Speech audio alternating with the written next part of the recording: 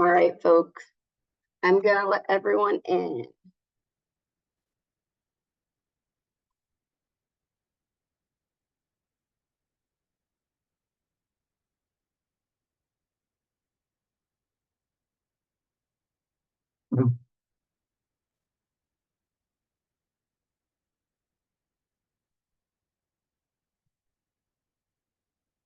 Good morning and welcome to Coffee with the Coalition, hosted with the Indiana Coalition to End Sexual Assault and Human Trafficking. My name is Mariah Thatch, and I'm the Marketing and Events Manager here at ICASA-HT.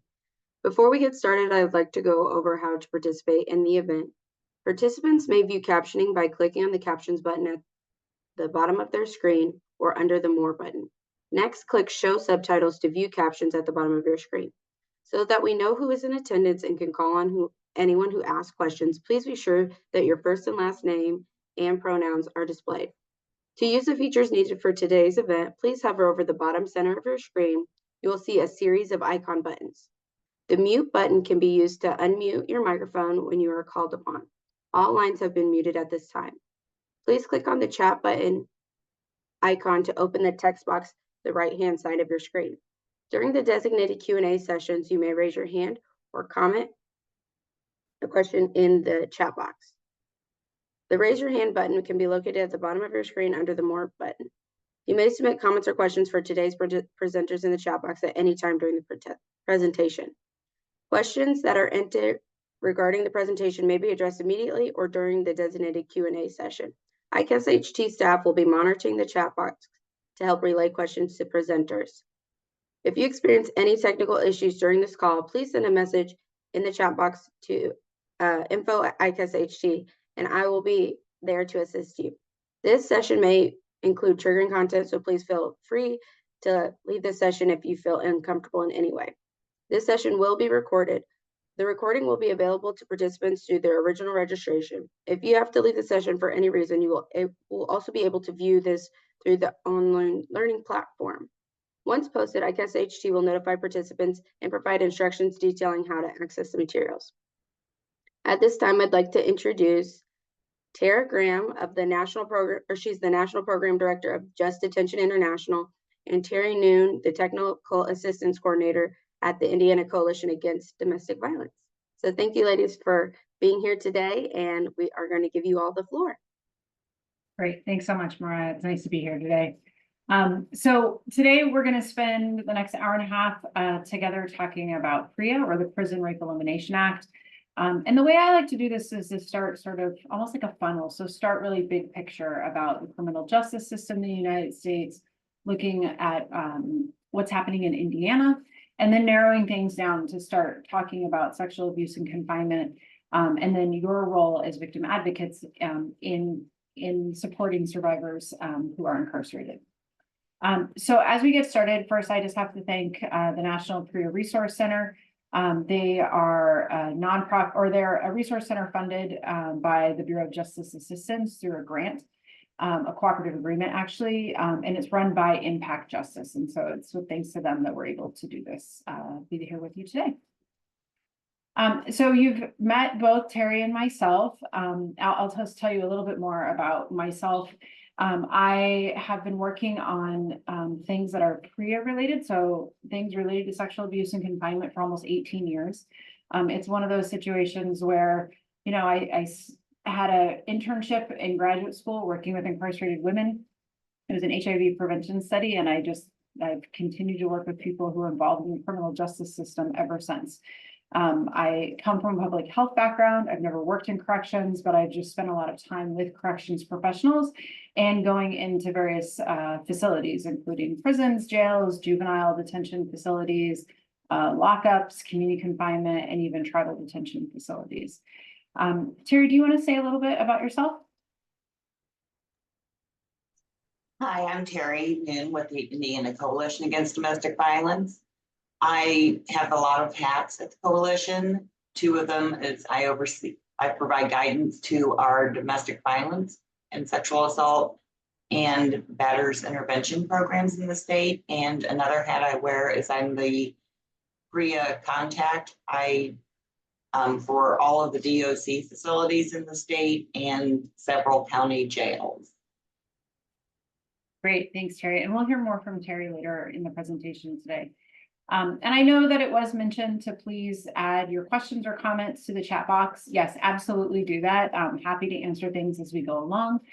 And this is just an overview of what we will cover today. So again, as I mentioned, kind of starting big with the criminal justice system in the United States, looking at dynamics of sexual abuse in confinement settings, and then understanding the PREA standards and then your role as advocates.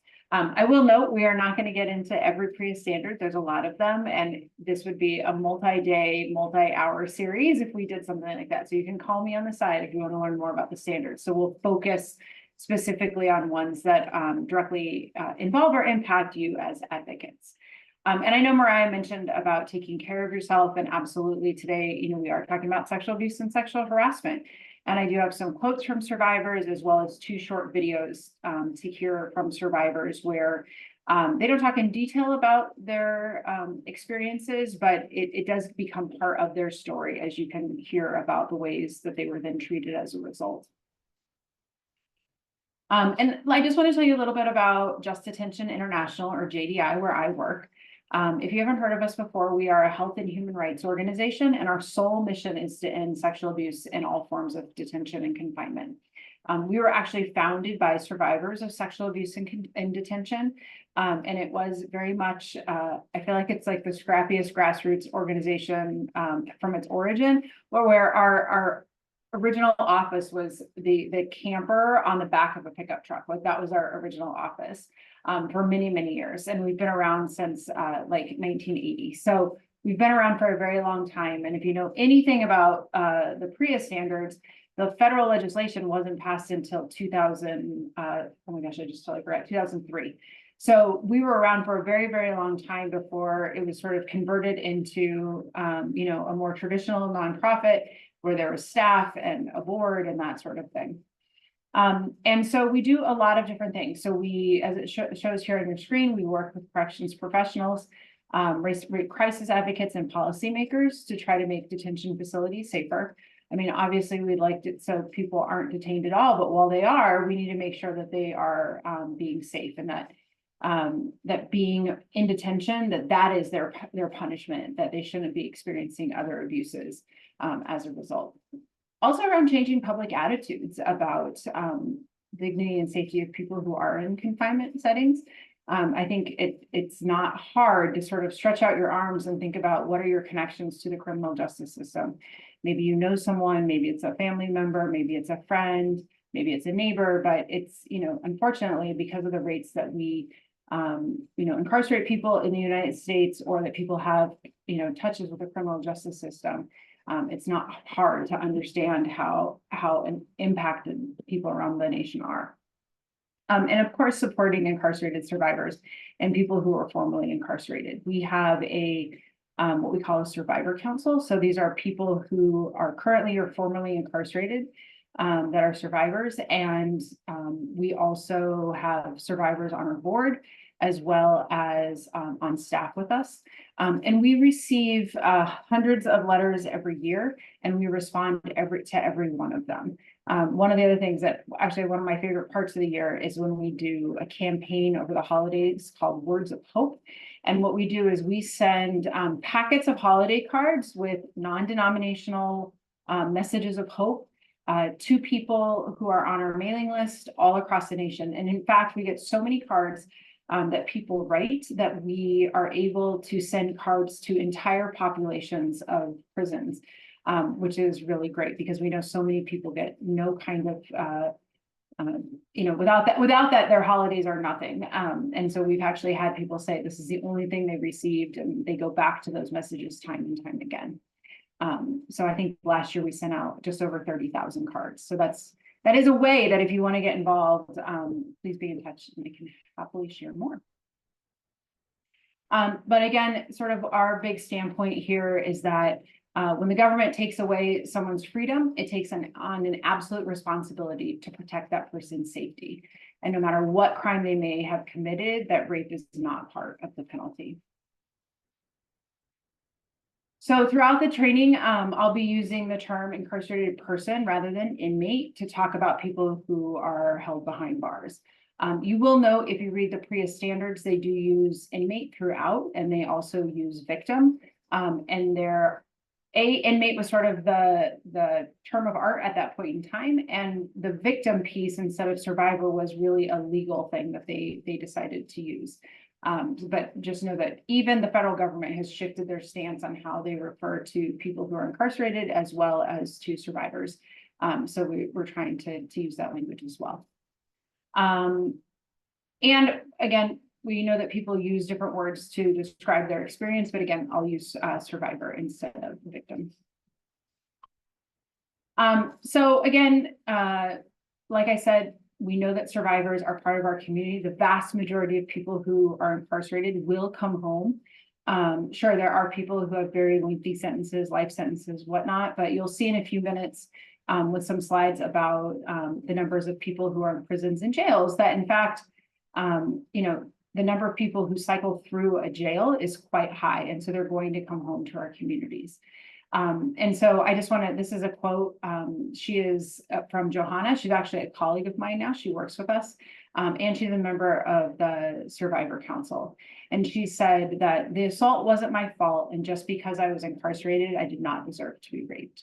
So we're always grateful for survivors that are willing to share their story, which again, you'll see a couple of videos later this morning. But it's, I've gotten to spend time with Johanna where she has been able to speak to a variety of audiences, and she's always very impactful in getting people to see her as a human and to really, make that connection that people need to be treated with dignity and respect, even if they are someone who has committed a crime and is incarcerated. So again, I want to just go over sort of what it looks like, a prison and jail, actually the whole criminal justice system in the United States. So I like this graphic because it really is, it shows to a very minor degree the complexity of our criminal justice system. Again, we don't just have one system, we have thousands of federal, state, local, and tribal systems. And that while there are variations in the way they are run, what they have in common, quite frankly, is that people are not allowed to leave. These are secure detention facilities. And we hold almost 2 million people across the nation. There are about 1,600 state prisons, just over 100 federal prisons, nearly 3,000 local jails, about 1,500 juvenile facilities, as well as immigration detention facilities and Indian country jails. There's also civil commitment facilities, military prisons, state psychiatric hospitals, and as well as prisons in the U.S. territories. And we also do work with, I've done work with the Virgin Islands, Puerto Rico, and with Guam. And Texas alone has nearly 100 state prisons. It's wild to talk with them. I know, Kelly, I have the same response. Like, it's wild to think about a system that large and with a state as large as Texas. It's mind-boggling. So let's do a quick, you can put your answers in the chat box here. But what are differences that you know between a prison and a jail? So specifically prisons and jails, what are the differences between them? Or are they the same?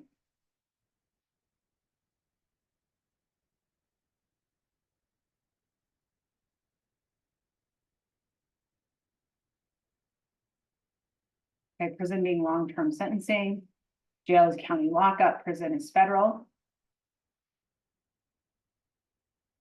Prison has more freedom of movements.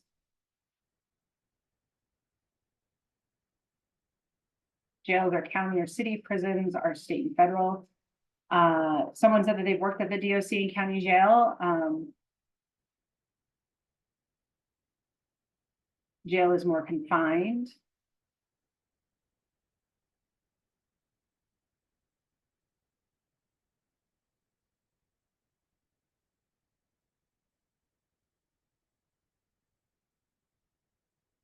Anyone else? Yeah, I like to point out, to show this next slide, because I feel like when I listen to, the radio or the news or things, that there's often conflation. They interchange the words prison and jail, and there are differences. So I should probably flip the order of these and put jails on the left and prisons on the right. But We'll start on the left, or excuse me, we'll start on the right with the jails. Right, this is where, whether they are a city jail or run by the county, this is typically a place where people go, you know, when you first get arrested, this is where you go. And because of that, jails, in my experience, tend to be much more chaotic, that there is, I mean, they are in some places truly a revolving door. So I'll give you, this is a kind of an extreme example, but think about New Orleans during Mardi Gras. You can imagine the jail there in New Orleans Parish Prison, that's what they call it, as a prison, but it's the jail there in New Orleans. I mean, it is truly a revolving door because of the people they arrest during Mardi Gras. Their waiting area is immense. And what we know is that people, one of the risk factors of sexual abuse and confinement is that sort of those early hours within the first couple of days is one risk factor to people who are confined, because sometimes they haven't had a chance to do kind of an evaluation and assessment and making informed choices about where to place people. So they might be, you know, more at risk. They might be placed next to someone who is more apt to perpetrate sexual abuse against them. And typically people will stay in a jail. This is before they go to trial. You know, some will get released right away. Some will be in there a little bit longer until they go to trial. And if someone is sentenced, that they've said, yes, you have committed this crime, if their sentence is typically less than a year, they may stay in that jail, depending on other factors. But that has been my experience. Washington, D.C., which is, I live just across the border in Maryland, they're unique because they don't have a state prison. And so they tend to keep people if they have sentences of 18 months or less. Otherwise, if it's more than 18 months, then they go to a federal penitentiary, so they could be sent all over the country. And then prisons, on the other hand, those can be, you know, as with jails, can also be privately run, but they're typically state and federal. And so these are places where people are held when they have been convicted of a crime. And like it says on here, you know, typically for a felony conviction, and they are for longer sentences.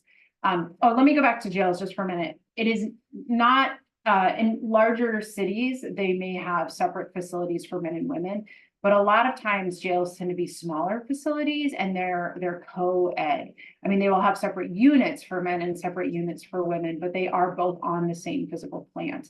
Whereas prisons tend to be single gender, that they are facilities designed for men, facilities designed for women, and then and typically, you know, a lot of times there will be many more facilities for men because we over incarcerate men in this country as compared to women. You know, some places may only have one women's institution, some may have only a couple. So it varies, but typically there are much fewer facilities for women. And just a side note, while we're not going to talk about transgender individuals today, you can imagine that when you have facilities that were designed for men and facilities that were designed for women, that when you have someone that identifies as trans, that this is a real challenge for corrections folks. And so there's a lot of that's a lot of work that we do to help them better understand people who are transgender and what are appropriate housing and accommodations for those individuals. So this is, I know this is a very busy slide, but this is just, you know, again, big picture of what is happening here in the US. And I show it because of the fact that it really is quite chaotic in terms of our criminal justice system. Again, you've got all these different people in different types of facilities, but then you can also see the kinds of crimes that they have committed and what they're detained for. And this is recent as of 2024. Something I want to say about youth facilities is that we've definitely seen, you know, before the pandemic, the number of youth detained in the US was probably more around like 35,000. So that number has definitely come down.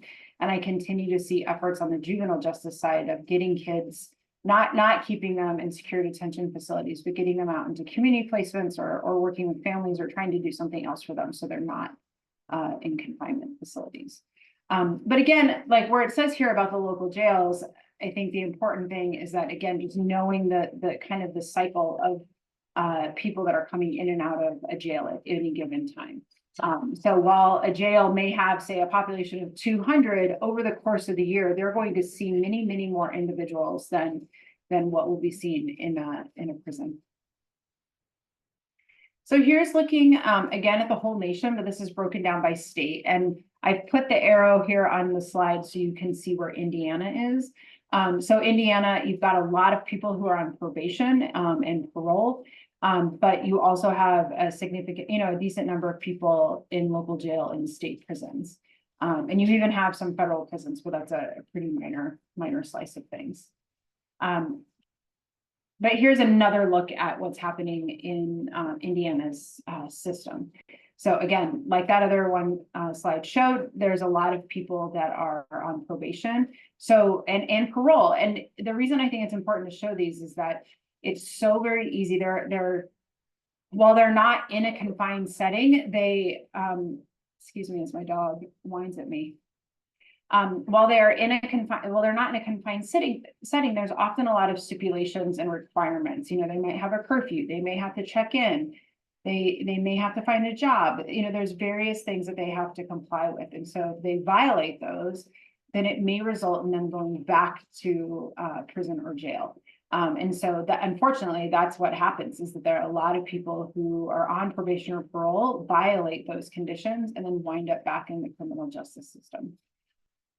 So again, you can see on here, local jails and state prisons, and you even have, like I said, some federal prisons in Indiana.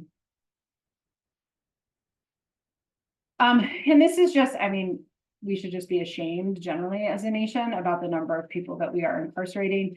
But this is looking at other NATO countries and comparing the state of Indiana even to those. So even Indiana compared to the rest of the nation, you are incarcerating many more people per capita than on average in the United States. And then as compared to other nations around the world.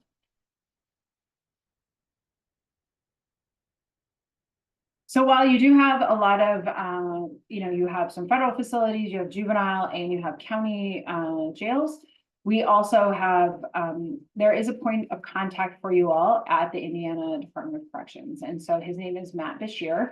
He's been on some planning calls with us and discussions in preparation for today. And so this is public information, and his role as a PREA coordinator is basically to be the person for the Department of Corrections, for the state, that makes sure and works to be in compliance with these PREA standards, and is also working to make sure that the facilities are safe. And if something should happen to someone, that the appropriate responses in terms of medical care, mental health care, and investigation, that all of those things are taking place in the way that they should, in a timely manner, that they're thorough, and that they are, that the level of care that someone is receiving is similar to what they would receive if they were out in the community and something happened to them. So his, okay, great. So he'll try to join us if he can, but there was a PREA audit. So right, there's the facilities. It's one of these funny things. We'll get to the PREA standards in a bit, but the PREA standards require, one of the standards says that if you're going to be in compliance with the standards, you have to undergo an audit. So it's one of these catch-22s, like you can't actually be fully in compliance with the standards if you're not audited. And so for states, they actually have a requirement of the governor has to demonstrate of all of the facilities that are what they say, quote unquote, under their operational control. So this could be state adult facilities, it could be state juvenile facilities. They have to say, yes, we are fully compliant with the PREA standards, and then demonstrate how, kind of prove that, which is often through audits. Or they have to say, well, we're working on it, but we're not quite there yet. And then for a little bit longer, there's a 5% amount of some of their federal funds that have to be earmarked for PREA implementation. And then there are still a few states that have just said, nope, we don't really care. We're not going to comply with the PREA standards. And then that same 5% of funding they lose instead of getting it repurposed for implementation. So I know that, Matt, the audit process is quite arduous. And it's very time consuming, especially for the facilities undergoing it and the PREA coordinators. But again, you can write down Matt's contact information. If you ever need to get in touch with him, that's his job, is to respond to the public, respond to family members who submit third-party reports, and any other questions that you have about what's going on in Indiana, including as advocates. One of the things of an audit is that the auditors are supposed to reach out to victim advocates and other organizations that might have information about conditions at that institution that are relevant to the PREA standards. So an auditor should be reaching out to you and saying, if a prison or jail is in your service area, saying, what do you know about this facility? Are you providing services? If not, why not? And we'll get into that a little bit more, but they should be getting in touch with you and engaging you as part of that audit. Unfortunately, what we've seen around the nation is that advocates are finding out well after the fact of an audit that an audit has even taken place. And it's kind of hard to kind of track down whether an audit is even scheduled. So before we talk about sexual abuse and confinement, I just want to dig a little bit more about who it is that we're incarcerating in the United States. By and large, a lot of times we are, if you carve out different populations, what you'll find is that they're overrepresented. So most of the people who we incarcerate in the US are men, they're people of color, and people with who have a mental illness. And I'm sure you've heard on the news or in the newspaper or something just about the lack of services for people who have a mental illness. And so as a result, they end up in our criminal justice system. And unfortunately, there is not enough mental health staff to properly help these people and provide them services that they need and deserve. And the staff really don't receive the kind of training that they probably need or should need in order to effectively work with people who have mental illness who are in their custody. And just to sort of draw a finer point on what I said on the previous slide, Black people across the nation are incarcerated at 5 times the rate of people who are white. And we can see this even more specifically about Indiana right here. So you can see at the bottom, it shows the 3 columns for each color are state residents, and then prisons, and then jails. So you can see, in Indiana, for example, people who identify as white and non-Hispanic make up about 78% of your population. And then in terms of people who are incarcerated, 58% identify that way in prisons and 77% in jails. But then if we look at people who identify as Black, non-Hispanic, they are 9% of your overall state population, but make up 31% of the prison population and 18% of the jail population. Is this surprising to anyone? For those of you with cameras on, I'm seeing shakes of heads.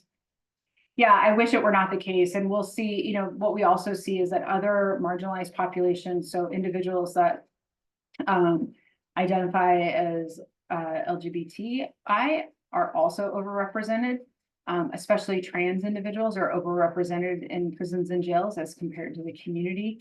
And as we'll see later, they are at very significant increased risk of sexual victimization in confinement settings. The other thing that we know is that people coming into a prison and jail have really complex trauma histories, and this probably comes as no surprise either, right? They come to prisons and jails with a history of child abuse, maybe sexual abuse, domestic violence or gang violence. Maybe they've experienced police violence, and just overall lack of resources throughout their lives, which may have then resulted in some of these other things happening. I'll never forget being at a women's facility in South Carolina, and we were sitting with a classification team. So this is the group who's supposed to screen people when they come in and, kind of get a sense of who each person is when they come in and make choices about where to place them in the facility. And they said to me, we were talking about like the risk screening that they're doing, and they said, oh, not a lot of the women come in here with previous histories of sexual abuse. which just to me did not ring true at all. Like, even if we know just like rates of sexual abuse in the community, like it just didn't make sense, let alone of people who are in a confinement setting. So I was kind of baffled by this. And then the very next meeting I had, the same institution, was with medical and mental health.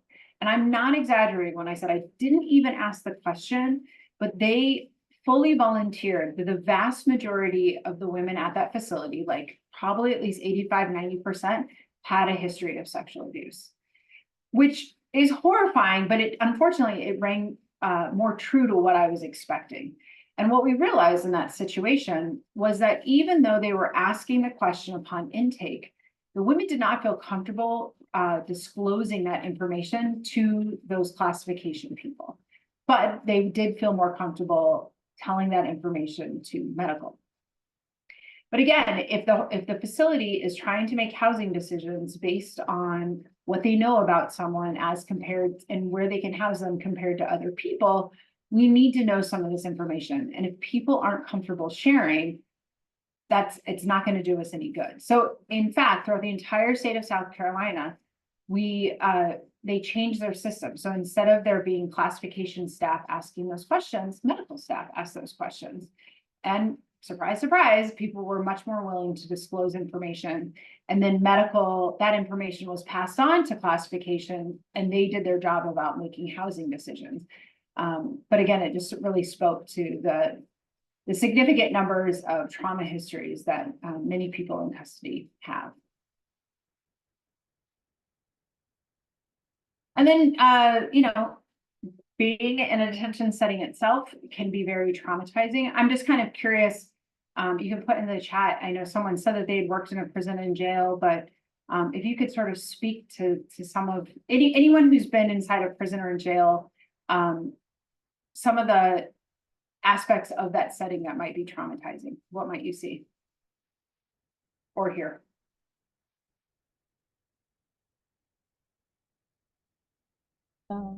Hi, I'm Tamika Hi. from Fairhaven. I go and work in community corrections.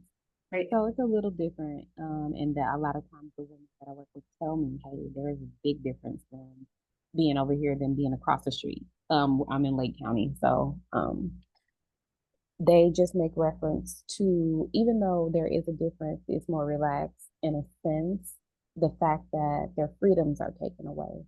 Mm-hmm. I've experienced a situation where I was inside of the facility running a group, and I heard the tone that one of the COs had with the woman, and we have been working through some things just in terms of controlling ourselves, impulse control, things like that. And she did so well at kind of de-escalating the situation. When I first met her, she would have escalated it. So just things like that, hearing things from them, even something I heard recently was just in terms of the food that they receive. They're like, it's not really nutritious and it's not really edible, but if we want commissary, we have to pay. We're already paid to be here. And so, you know, just a lot of that is traumatizing. Absolutely. So they say, yeah. Yeah, no, absolutely. Yeah, thank you for sharing that, Tamika. Right, like there's, community confinement, people may have jobs in the community, they may have some freedoms there, but it is still very controlled in terms of, they can't just like go to work and then decide, oh, they want to go out and meet with a friend for a little bit. It's very controlled in that way. Yeah, Tamika, go ahead. Oh, no, yes, exactly what you're saying. I hear a lot of that too, so absolutely. Yeah. Right. And, I think, Tamika, you spoke, from community confinement, but also just in general about, the traumatizing nature of detention settings. They tend to be very sterile in some ways, although I always find that there's sort of like this odor that is throughout the facility. It's a lot of, I don't know, there's not a lot of like soft touches as you might say, right? In terms of the environment, it is very stark. I mean, you can see it sort of in this picture. It's like concrete floors and concrete walls, which means there's a lot of echoing, there's a lot of noises. Cell doors are metal, so there's a lot of banging. depending on where you are, people may be, causing a lot of noise. They might be yelling. So it is very, I don't know, to find sort of some peace and quiet, I think can be very, very challenging. And I bring this up too, because I think when we get into the services that you all can provide to someone, it's about sort of taking those coping mechanisms that you're using for people in the community and just shifting them to make them appropriate for someone in confinement. So for example, so you might say to someone like, oh, go take a hot shower or, take a bath. Well, that may not be something that a bath isn't going to happen, and they may not be able to just go take a shower whenever they want to. We might say to people, maybe it's about, journaling, or, they may not be able to go out for a walk. So is there something within their own, like in their housing unit, in their cell, that they're able to do? Maybe they can do some stretches or some yoga poses. So helping to educate people about different coping mechanisms that they can use in a confinement setting. Let's see here, just looking here at the chat. Someone shared about facilitating a healthy relationships curriculum at a juvenile detention. And this person said they could see it being so jarring to feel uprooted and awaiting sentencing in a place that's constantly shifting, with new youth and staff and random classes like mine, trying to get school credits and feeling like they have to socially navigate to survive in the environment. Absolutely. And also, they were already systems involved and thought of themselves as bad kids or criminals. And it was hard to approach with positivity because they rarely saw that, and immediately became suspicious. Yeah, thank you for sharing that. Something that I have experienced too is the benefit of like follow through. So if I never make promises I can't keep. And if I tell someone I'm going to be back next week, I make sure that I really am going to be back next week, because I find that just that follow through goes a long, long way in building rapport and building relationships with people who are incarcerated, just because so often they're let down. And I definitely have had situations where, I'd go back every month or so to a facility, and they were kind of shocked and awed that I actually came back. And I'm like, well, yeah, I said I would. But again, they just get let down a lot. Sorry, I know there are some other comments in here about corrections officers forgetting they're there to keep people safe and not to punishment. Fights being strip searched. Harshness of some of the officers, and the harshness and attitudes of some of the other people who are incarcerated. Yeah, absolutely. And really, it's not even just strip searches, like searches overall. It's unfortunately the staff don't like doing them, people being incarcerated don't like doing them. And so, but it is something that happens quite often in a confinement setting. So yeah, so there's a lot of things that can be newly traumatizing and or, stir up past traumas for people who are incarcerated.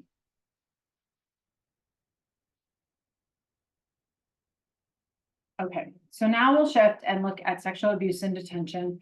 And first I want to start out by having you hear from Rodney. He is someone who, he's a survivor. He did actually have if you ever read the New York Times, they have like the op docs, like a short documentary. He has one of those. I'm going to show a different video where he talks about his treatment by different staff inside correctional facility. So while we're watching, it's just over 3 minutes. So if I encourage you to listen, but I understand if you want to step away.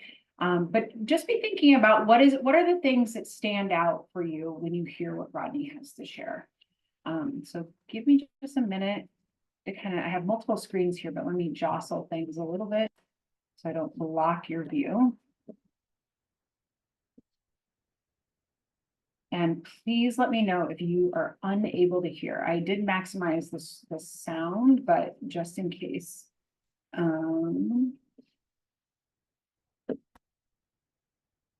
Let me find you all again before I start. All right, here we go.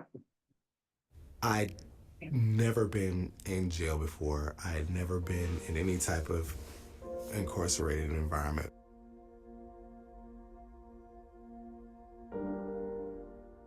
The holding cell felt like it was supposed to hold maybe about 10 to 15 people at the most, and there were about 30 or 40 if I can estimate. A guy comes and sits next to me and puts his arm around me, and I don't say anything, but I'm just like, what is this about? And so he says, "Oh, don't be like that, sweetness."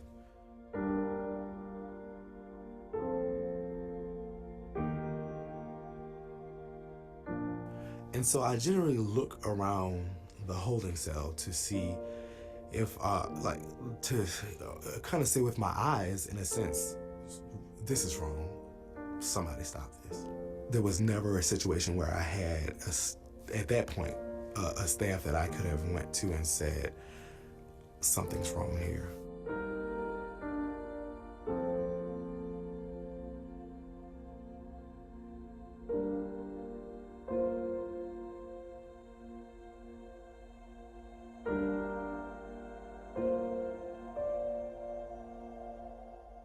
Going to a staff or an officer at that point would have probably been the end of my life. Always between me and an officer was an inmate. The one thing that could have changed this story for me was staff just pulling me aside and asking me if I'm all right.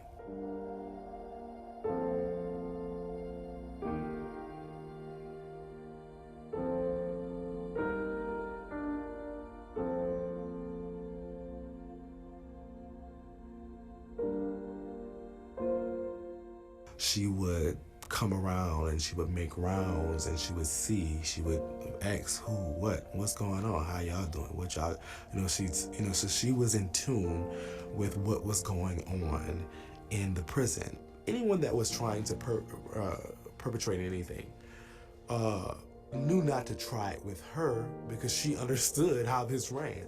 And usually on her shift, nothing really happened. So yeah, I felt safe.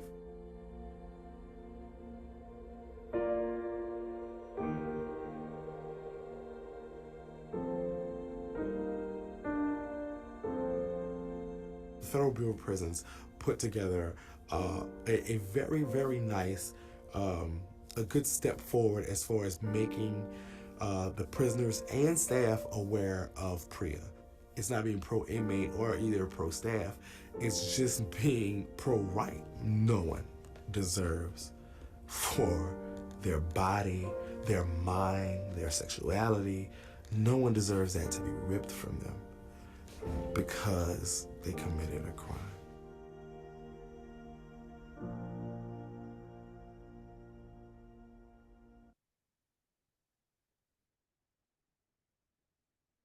So thanks again to Rodney for sharing his story. I'm just curious, any thoughts or reactions?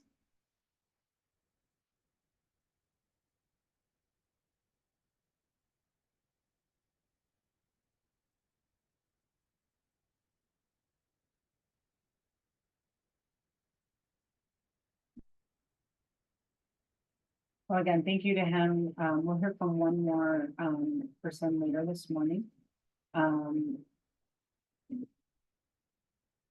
And I think what you'll see, and with the information later this morning, is just sort of the role that you all as advocates can play in providing support to individuals.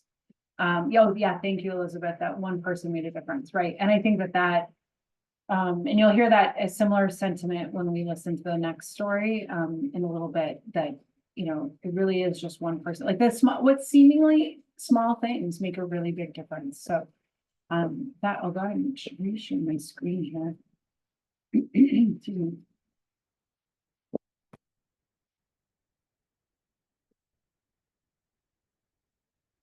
Very well, can see that. Everyone reset. All right. So here's what we know. It is this big question about what are the rates of who's being of sexual abuse across the nation. It is estimated, and it definitely is an estimate from data that was collected. So let me back up. The federal government periodically does surveys of people who are incarcerated.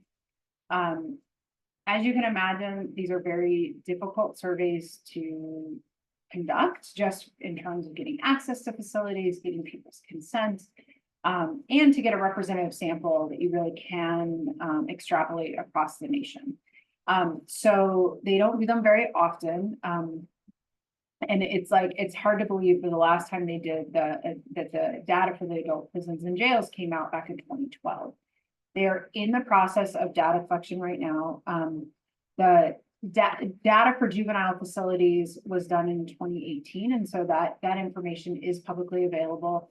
But because of the pandemic, that slowed things down. And for the first time, they are doing separate surveys for prisons and for jails. So we'll have separate information. But from what we know so far, or at least, and this was right when the standards were coming out, so I think it'll be interesting to see how things have shifted, that, if you looked at the number of people who were incarcerated compared to the number of people who reported they experienced sexual abuse, so again, self-reports, it came out to be about 200,000 people across the nation were being sexually abused every year.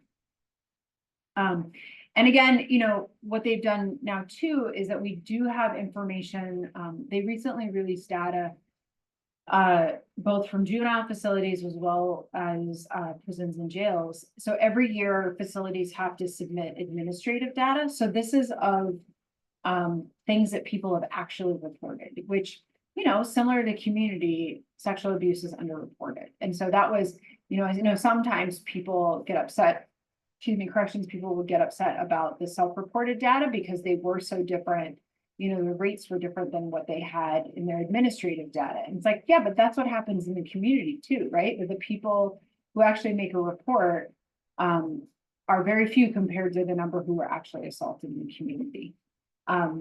But one of the things that what's interesting on the juvenile side, again, because we don't have the new data for adults, is that, the rates of youth being sexually assaulted of substantiated cases, unfortunately, wasn't all that different from what the self-reports were.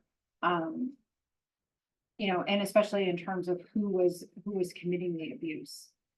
And again, we have data from those surveys about when in their incarceration, they were sexually abused.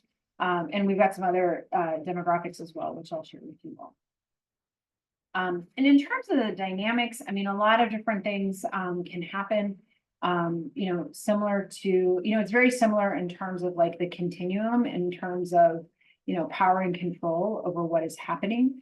And it may take the form in confinement about protective pairing. So this is where someone comes in who may be new. Someone kind of, quote unquote, takes them under their wing and says, oh, I'll help you out. Or, they'll say, oh, you're new here and you haven't had a chance to go to commissary yet, place your commissary order here. Let me give you some supplies to help you get by until your money comes through, or you can place an order at commissary. So now there's a debt to be paid. And in some cases that debt becomes sexual in nature to be done. Something that I bring up sometimes with people or corrections officials is about domestic violence. And they're like, well, what are you talking about? And it's like, well, yeah, that can absolutely happen. People that may be in a consensual sexual relationship that can go south in some way, go sour. And so domestic violence can absolutely take place. There's gang abuse, there's just straight up rape, like, Rodney's described. Searches can become abusive. Certainly, there is searches of the chest area and the groin area, and so those can become abusive in nature. And then also sexual harassment. And something, again, from the data we have about juveniles is looking at various behaviors that staff who committed abuse engaged in. And some of that started with sort of like sexual language and sexual harassment. And then over time, it escalated into actual sexual abuse. And so what we know about adult facilities, and this was true from those self-reports in 2012, and also from the more recently released administrative data, is that it's about equal rates of staff as other incarcerated people committing the abuse. You know, I think if you just sort of like out of the blue ask someone, the response I often get is, well, it's definitely like two people who are incarcerated, you know, abusing each other or something. But in an adult setting, it's about equal staff and other people who are incarcerated.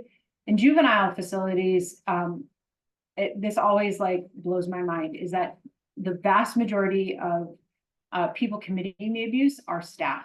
That it's staff, female staff in particular, committing sexual abuse against youth, especially boys, as compared to other youth abusing their fellow youth. It's like, I think it's like 80 some odd % of the abuse that takes place at the hand of staff in a juvenile setting.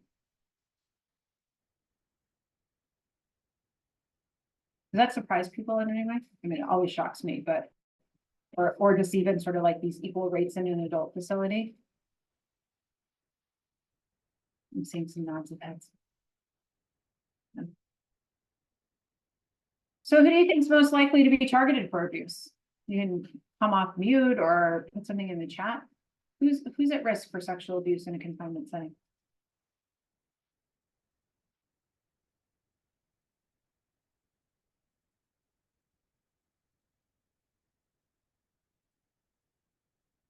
Quiet. Well, I'll tell you. So again, this is the data that we know. This is from, okay, so weaker population. Yeah, thank you, April. Right, people who've been abused in the past, right? What you see on this slide, that people with previous sexual victimization, it's about 6 times more likely. Yeah, and weaker, the you know, people who, especially in like a men's institution, people who are younger, it may be their first time being incarcerated. They may be, this is a funny descriptor, but like slight of build, right? So skinnier, smaller in stature, that kind of thing. Those kinds of people tend to be targeted more. And also people who no one's going to believe, right? So look at what's listed here first on the slide about people who have mental illness or developmental disability, right? Like they may not be believed. And so it's a lot easier to target them and prey upon them, because who's gonna believe that they're telling the truth? And you know, and certainly when I talk with people who are doing investigations, and having them, you know, think about the information that's being shared. There was a story once where we got a letter from someone, and it definitely seemed like someone had been in crisis. And, you know, it was this rambling letter that went on for pages and pages and pages. And at the end of the day, my boss, what she could make of the letter was that someone had been sexually abused and that they said it was the FBI that abused them. Well, obviously, you know, facilities can be like, what are you talking about? The FBI didn't abuse you, blah, blah, blah. But, you know, again, what we know about trauma and what people, you know, the way their memories are stored after a traumatic event like that, and then also just sort of the things that we may fixate on or remember, what they found out was actually that when the person was able to sort of calm down and things, is that the person who assaulted them had a tattoo on their arm that said FBI. And that was what they fixated on during the abuse, and that's what they remembered. I heard another story once where someone in a similar way said Barack Obama sexually assaulted them. Well, Barack Obama didn't commit the sexual assault, but on the TV at the time when it was happening, Barack Obama was on the TV. And so that's what they focused on, and that's what they remembered in the aftermath of the assault.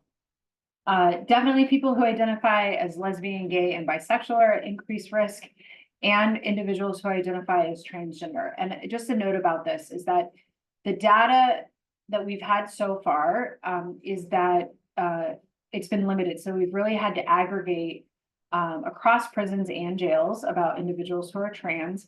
And specifically, this information is about transgender women who are in a men's institution. That trans women in a men's institution are 8 times more likely than the general population of experiencing sexual abuse. And again, this doesn't come as a total surprise to me. It's horrifying, but it's not a total surprise. And in fact, that's part of the reason why in the PREA standards, there are requirements for individuals who are trans or intersex, have an intersex condition, that they receive, that there's a real case-by-case determination of where they're going to be placed, which may include being placed in a facility that aligns with their gender identity.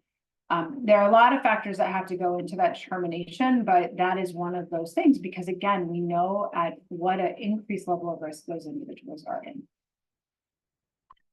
And so as an example here's Cecilia, who is a trans woman. And she used to be a member of our Survivor Council. And she said, although you may think that I'm not like you, we may not be so different. I want to have control over my own body and my life just as you do. I absolutely did not want to have sex with that man in the jail, but I felt powerless to refuse him.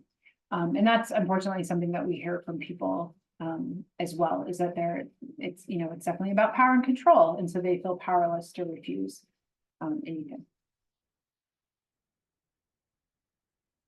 Okay, so we've gotten through all of that. Now we'll turn to the PREA standards.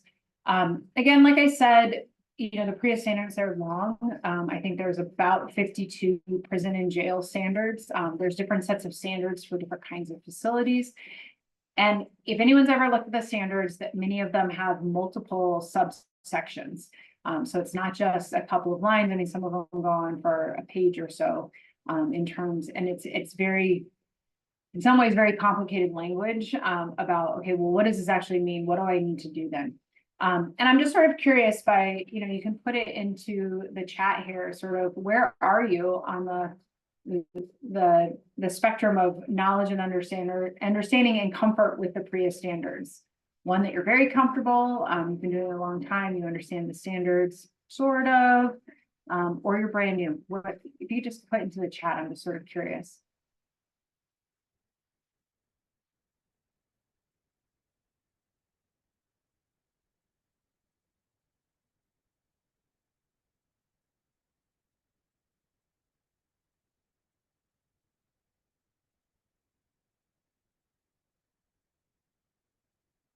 All right, so it looks like, I mean, I know there are many more of you here today, but from what I can see, it's really that people are really, sorry, let me move this, I feel like I'm blocking your screen, that people are relatively new or just getting familiar with the PREA standards, which is totally fine. And, quite honestly, as advocates, that's not surprising. Like that's an okay place to be. So when we look at the standards, I like to look at sort of big picture, what are the standards about? And the standards are first and foremost to keep people safe. I come from a public health background, and my stance is like, we want to stop this from happening in the first place, right? Like I want all of us on this call to work ourselves out of a job, that we don't have to be supporting people who've experienced sexual abuse or domestic violence in the case of where Terry works. And we want to protect people so they're not interfacing with abusers.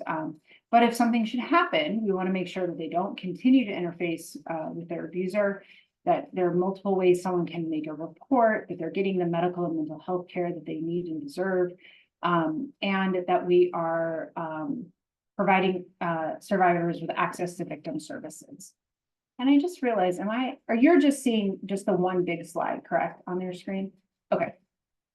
Seeing funny colors on my screen, I just wanted to make sure I wasn't showing you the wrong thing. So one of the things I want to just hit upon real quick, because this often will come up, is the difference between sexual abuse and consensual sex. So I unfortunately hear a lot, PREA has become in some ways a dirty 4-letter word, or it has become it becomes like a noun or a verb, and that's not what it is at all. And I sometimes encourage places, instead of using PREA, which is an acronym, let's call it what it is. It is sexual abuse and sexual harassment instead of this PREA thing, which I think kind of like separates us from the real heart of the matter. And the fact of the matter is that in a confinement setting, as I mentioned before, right, like people may engage in a consensual sexual relationship. A couple of things that can never be true involving staff, never, ever, ever, because of the power differential. So anything ever involving staff is absolutely sexual abuse, no matter what the parties say. But if two people engage in a consensual sexual relationship, that is not a sexual abuse or a PREA violation. It may be a rule violation. And most places that I've worked, there's definitely consequences for that, but it's not a crime. And so it is important to sort of tease apart what is actually happening. Is it consensual sex or is it sexual abuse? And the only way to really figure that out is to conduct an investigation. So that is something I'm always stressing to people, that even if you knew that, you know, yesterday myself and this other person were in a consensual relationship, it doesn't mean that we are today. So it is important for there to be a thorough investigation to really make sure that it was consensual and that something, you know, that I wasn't being coerced, that I wasn't pressuring someone to have sex, something like that.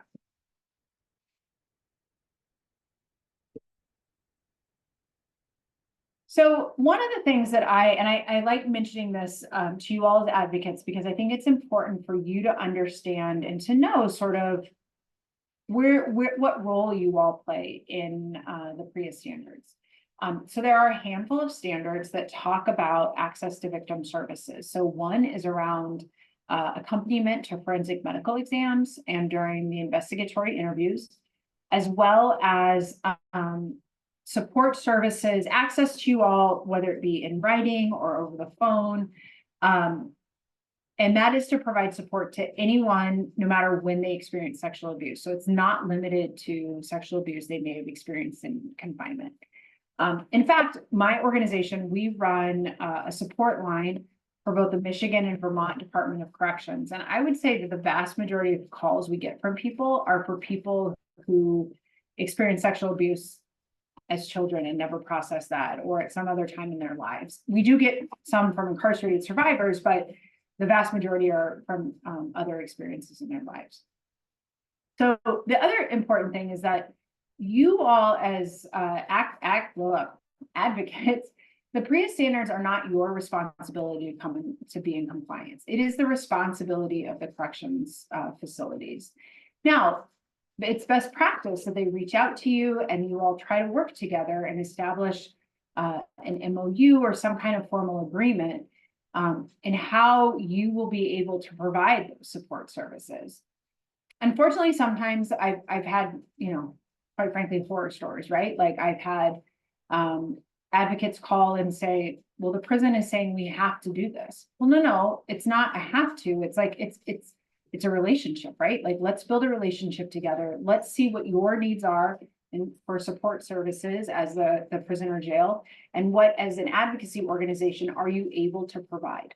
I recognize on both sides, staffing levels are tight, there's high turnover, budgets are limited. And so it may be that you can only respond to letters, but you can't come on site to provide on-site services. Tamika, I think you were talking about, you know, going and doing groups. Some advocacy organizations will have that capacity and others will not. And so there's no hard and fast rule for what you all have to provide. I've also had advocates, or excuse me, I've had, I'll never forget getting yelled at by a jail years and years and years ago. And he said, well, the local rape crisis center will not take reports. So they won't serve as a hotline for people to make reports of sexual abuse. And I was like, yeah, that's right. And he was like, what do you mean? That's what they're supposed to do. And I'm like, no.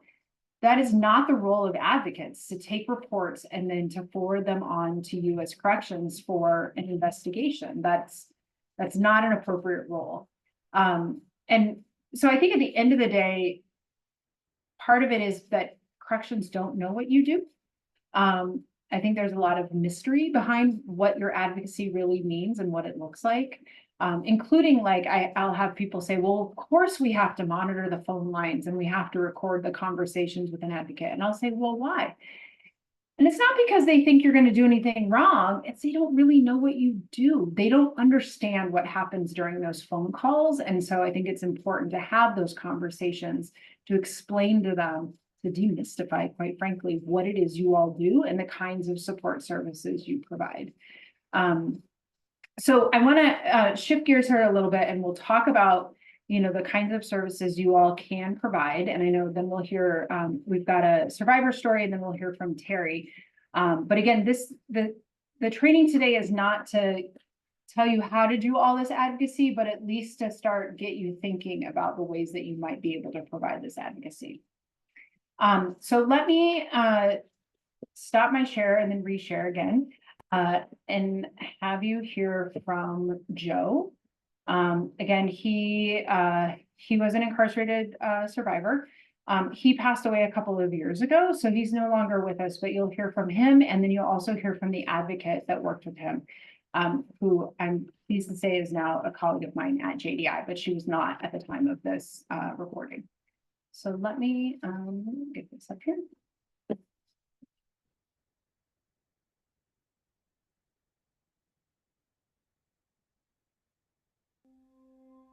There are quite a few different officers that an inmate has to check in with.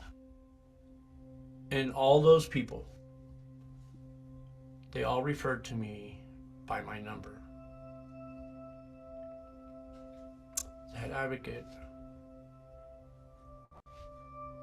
asked me what my name was. Because I'm not a thing. Because I'm a person with a name.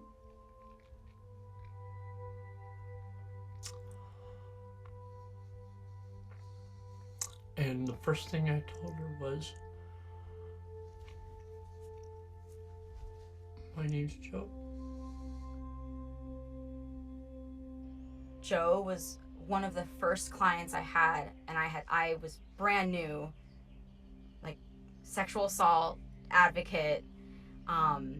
Most of my communication with incarcerated survivors was through letters, and I would read, these words, and the feelings that they were expressing weren't all that different than any other survivor that I had worked with.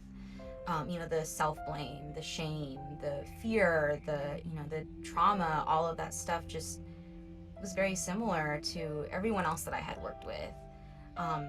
The big difference being that, their resources were so limited, and their ability to self-soothe and their ability to seek out appropriate support was almost nothing. I went to a psychologist. And my plan is that no matter what, am I going back into that cell? Psych says, okay, we'll get you moved. So I leave the psych, and here come the cops. And he comes up to me and he tells me, he says, all right, let's go. I said, where are we going? He said, back to your cell. Put me in waist chains and put me back in the cell.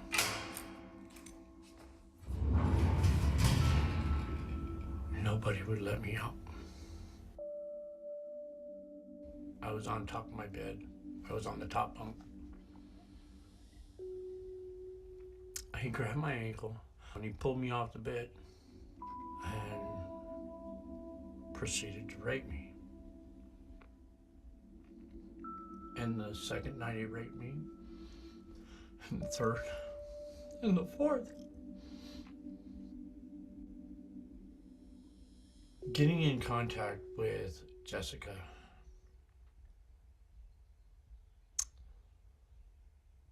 saved my life. Some of the things that I would hear in the letters was just a lot of feeling isolated. And, with survivors who weren't incarcerated, they could just pick up the phone and call. We had a 24-hour crisis line. They could call whenever they, felt like it. But with the incarcerated survivors, their access to that communication was so limited. And so there was something really powerful and tangible about getting a letter, and you could see how hard they wrote or what their handwriting looked like. And then being able to write back, it was kind of this opportunity to be very thoughtful in a way that I couldn't have been on the phone. Like in an immediate crisis, I was able to really be very thoughtful in my responses.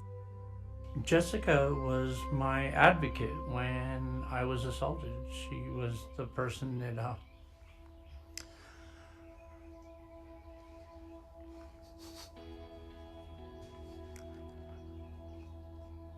said it wasn't my fault.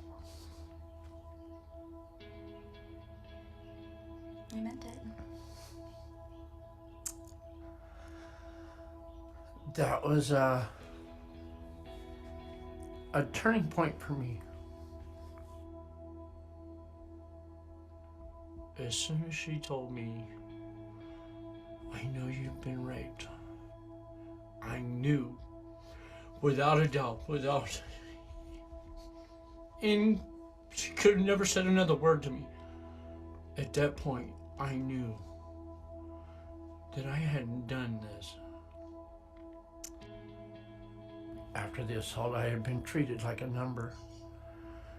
And she asked me my name and she touched my hand as a human being. And it really made a difference.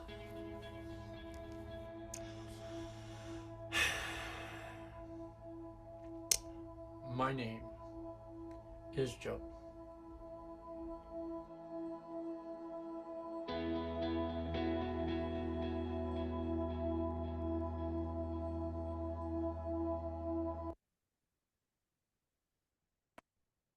Again, thank you to Joe for sharing his story. I'm always moved. I've seen it many, many times, and I'm always moved by what he shared. Excuse me. And again, to whoever said it previously about the one person that made a difference, and that's all it took, and it definitely changed how he was able to cope and manage and heal from the trauma he experienced. Other thoughts or comments about Joe's story?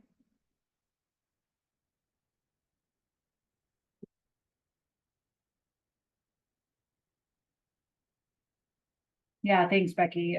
Wow, what a brave human and incredible advocate. Absolutely.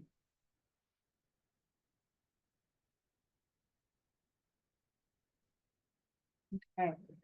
Well, we'll keep going. And I just want to hit up real quick about this before I hand things off to Terry. So, excuse me, what I've done on this slide is I've bolded, not highlighted, I've bolded for you the things that are explicit in the PREA standards. And actually, I should tweak the second bullet a little bit. So one, hotline calls or support services calls to people who are incarcerated, forensic exam accompaniment, and there should be a slash there, the investigatory interviews. And quite honestly, maybe I did that deliberately because I feel like that is the investigatory interviews. I don't think that we're doing a very good job yet. Like that is a piece that we as JDI are really encouraging advocates to ask about, because we don't think that survivors are having that accompaniment as part of the investigatory interviews. And written correspondence. So you could, make your organization's mailing address available, and so people could write to you. I do think it's easier to do written correspondence in a prison, just because, again, the population is more stable. They're more likely to be there for a longer period of time. There's significant delays in getting mail in and getting mail out. And so in the jail, it's possible that someone will turn over and may not be there anymore. But other things that can occur, in-person support, whether that be as groups or as individuals, advocacy on behalf of a survivor, so around something else that may be happening within the facility, and then it could be additional special programming. So like we do mindfulness and art workshops in a number of prisons in California and also in New York State, and so that's just sort of another thing that we've been able to do. And so with that, I'm going to hand things over to Terry to talk about the work that she is doing with Indiana DOC and then also Marion and Madison County jails. Terry, go ahead. Hi there. So whenever Tara mentioned the hotlines and the letters, right now those come to me. I'm the only one that monitors the PREA hotline. It's a free call that's important because when we talked about restrictions in jails and prisons before, all PREA calls and postage for letters are free.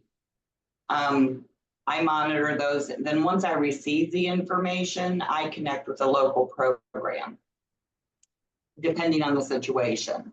Our programs and the services that they can provide to their local facilities, the DOCs that are close to them, that varies by their capacity. So when you talked about the forensic exams, that's not always possible, but we certainly try our best. And then once I connect with the local program that can provide the services, the advocates, since the pandemic, we've opened that up to virtual. Before it was always in person, and now it can be virtual, a phone call, a private phone call, or in person. But more now since the pandemic is in our rearview mirror a little bit, we're doing more in person again.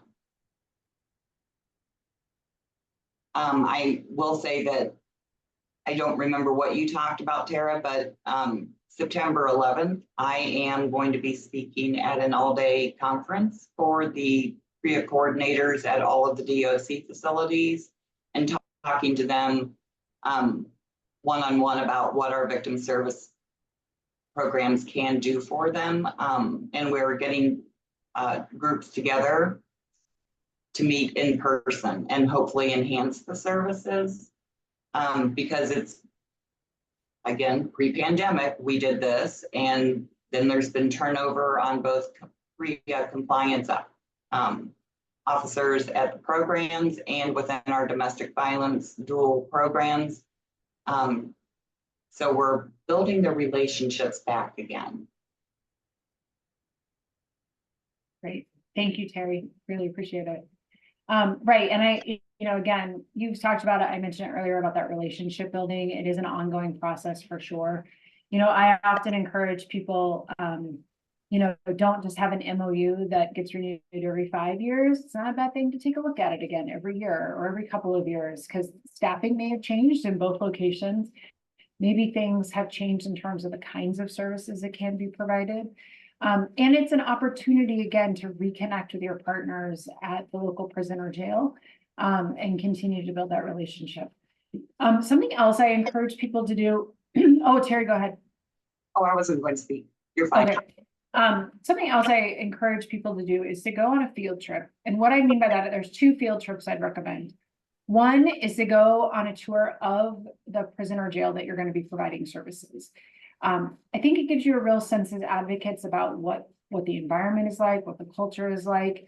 It'll help you to sort of orient what it is that you can provide to people in terms of coping mechanisms and safety planning. Excuse me. And I think I don't know, I always find it a lot easier, like when I know the lingo, or I can, people will refer to different things in a facility and I've been there, like I can have that mental image and I feel like I'm a little bit more in the know than if I've never been inside. Excuse me. The other place I would recommend a field trip is to invite your corrections partners to go for a field trip at the hospital where the forensic exams will take place.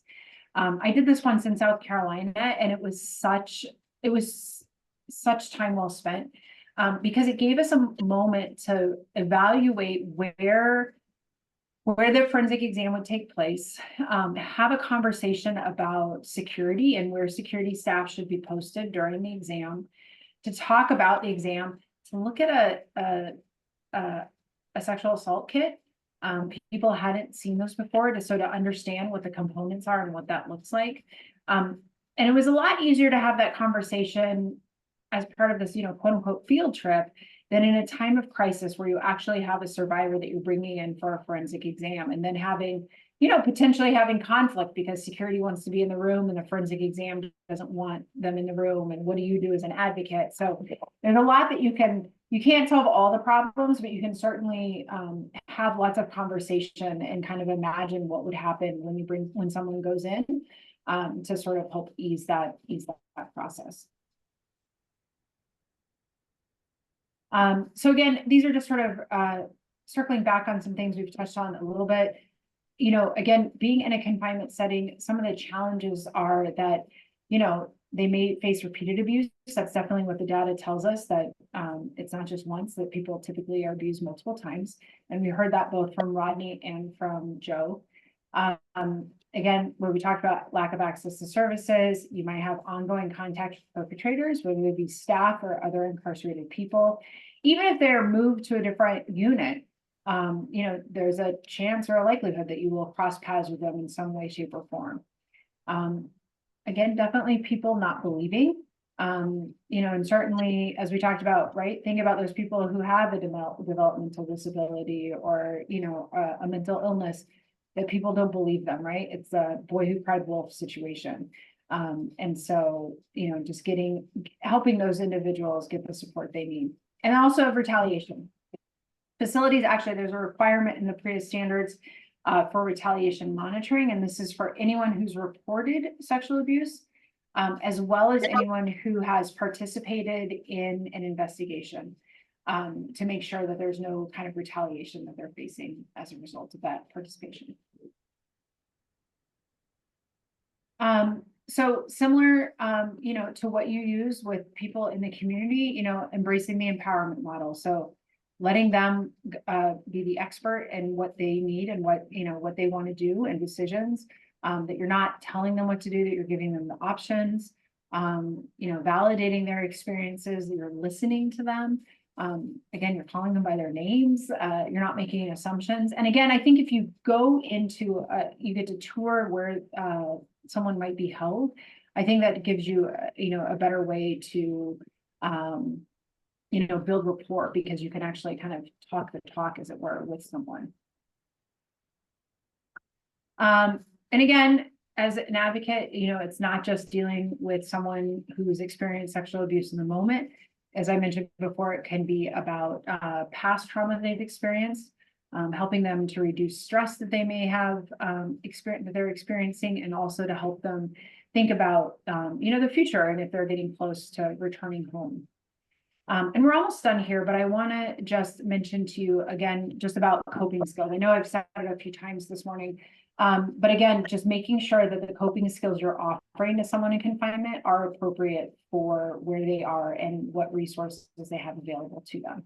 If someone writes the JDI, we do send them, we have what's called a survivor packet, and we mail that out to everyone, and it has resources in their community, as well as it's called Hope for Healing. And so it's kind of like a support guide, if you will. And it also has different activities.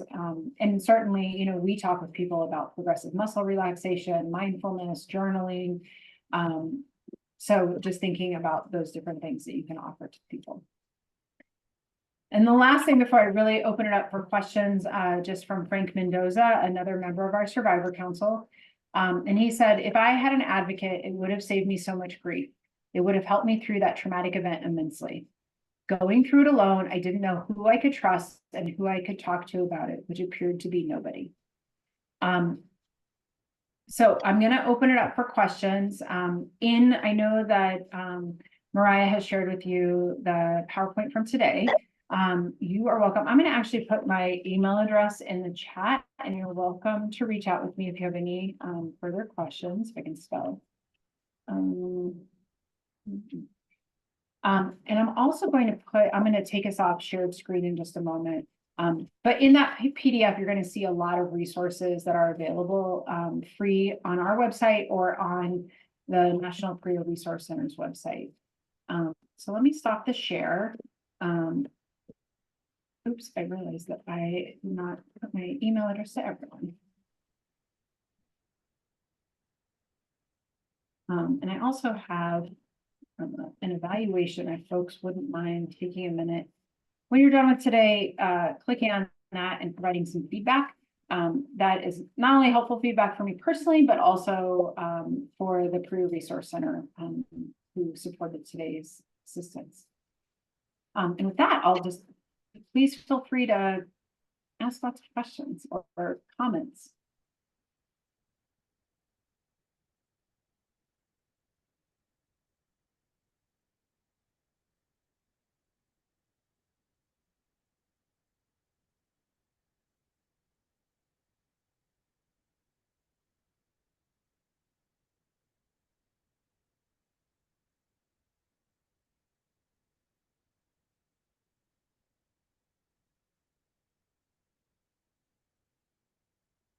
Well, I'm glad it's been helpful.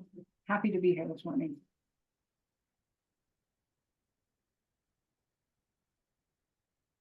Yes, I echo that. Thank you, Kelly, for sharing about the process in Indiana. And I also, she's not asked me to do this, but I'm going to give a shameless plug that if you, be in touch with Terry and maybe there's a way to, to partner together. I just always think about you, Terry, and how much work that must be to be the one person, taking in all of those calls and things from Indiana. That's a lot to be managing. If you aren't having any other questions, you asked if we were surprised at stats, and you said for juvenile prisons. And I get that I have never had a student report a staff person. But in juvenile, they tend to call them students and not each other students instead of another offender or inmate that they use. In the adult population. There's more of the reports of teens, non-consensual, but I wonder if that's the power dynamic or if they are more susceptible to wanting the attention or maybe favors. Like I feel the need to look into this research. Like, why am I not getting any of those reports from our 3 facilities in Indiana if the stats are so high? Yeah, that's a really good question. I mean, certainly, and I don't have it handy right here for me, but I think you may be onto something when you said about sort of like the attention. Because something that I have seen is people who, or what the data shows, and we have like a graphic about this, about the like different behaviors that staff are engaging in. And it's about like giving someone extra time outside of their cell or, bringing in special treats or, so there's these different sort of like grooming behaviors that are happening that, right, like if you're seeking it, if that attention may be very much wanted and they may not see it as abuse. Especially like you also talked about the history of sexual assault, domestic violence, all that prior to incarceration. I've never met anyone who's been incarcerated that didn't have that as a history. And so it's somewhat normalized. So I'm just very curious and I'm going to have to do more research on that. Yeah, definitely.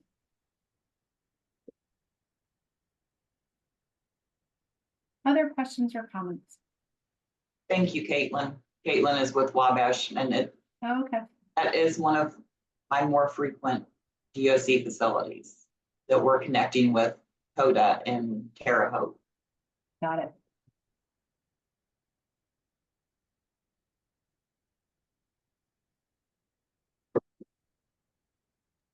Great. Well, I'll stay on, but Mariah, I'll hand it back to you and you can bring us home. Yeah. Thank you, Terry and Tara, for your time today. We really appreciate it. Folks, this session was recorded, so I will be getting this uploaded so you can access this after the fact. If you do not, if you have like a military email address or anything like that, I would recommend you send me a personal email so I can send you your certificate for viewing today. I'll put my email address in the chat. So thank you all for your time today. Have a good one. Take care, everyone.